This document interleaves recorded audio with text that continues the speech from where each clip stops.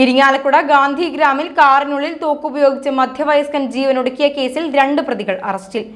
മധ്യവയസ്കന് അനധികൃതമായി തോക്ക് കൈമാറിയതിനാണ് പ്രതികൾ അറസ്റ്റിലായത്. പുല്ലൂർ ആസാദ് റോഡ് സ്വദേശി കുറ്റിക്കാടൻ വീട്ടിൽ ജോസ് ജീവനൊടുക്കിയ കേസിലാണ് കൃത്യത്തിനുപയോഗിച്ച് തോക്ക് നൽകിയ പ്രതികളെ വടക്കാഞ്ചേരി പോലീസ് പിടികൂടിയത്. വടക്കാഞ്ചേരി മംഗലം കാലായിൽ വീട്ടിൽ ജസ്റ്റിൻ മാത്യു, ഇടുക്കി കുമളി സ്വദേശി തറപ്പിൽ വീട്ടിൽ റീഗൻ ജോസഫ് എന്നിവരെയാണ് തൃശൂർ റൂറൽ പോലീസ് അറസ്റ്റ് ചെയ്തത്. ജസ്റ്റിനെ വടക്കാഞ്ചേരിയിൽ നിന്നും റീഗനെ കുമളിയിൽ നിന്നുമാണ് പിടികൂടിയത്.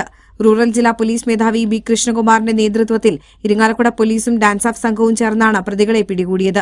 ഇക്കഴിഞ്ഞ 10-ന് ചൊവ്വാഴ്ച രാത്രി 9 മണിയോടെയാണ് ഗാന്ധിഗ്രാമിൽ നിർത്തിയിട്ട കാറിൽ ജോസ് എന്നയാൾ തോക്കുപയോഗിച്ച് വെടിയുതിർത്ത് മരിച്ചത്.